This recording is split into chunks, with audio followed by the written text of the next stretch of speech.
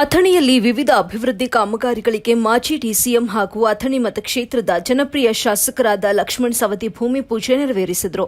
ಪಟ್ಟಣದ ಜತ್ತ ರಸ್ತೆಯಲ್ಲಿನ ಈದ್ಗಾ ಮತ್ತು ಕಬರ್ಸ್ತಾನ್ ಹಾಗೂ ಅಥಣಿ ಪಟ್ಟಣದಲ್ಲಿನ ಅಲ್ಪಸಂಖ್ಯಾತರು ಹೆಚ್ಚಿರುವ ವಿವಿಧ ಬಡಾವಣೆಗಳಲ್ಲಿ ಸುಮಾರು 5 ಕೋಟಿ ರೂಪಾಯಿ ವೆಚ್ಚದಲ್ಲಿ ಮೂಲಭೂತ ಸೌಲಭ್ಯ ಕಲ್ಪಿಸುವ ಹಾಗೂ ವಿವಿಧ ಅಭಿವೃದ್ಧಿ ಕಾಮಗಾರಿಗಳಿಗೆ ಭೂಮಿ ಪೂಜೆ ನೆರವೇರಿಸಿದರು.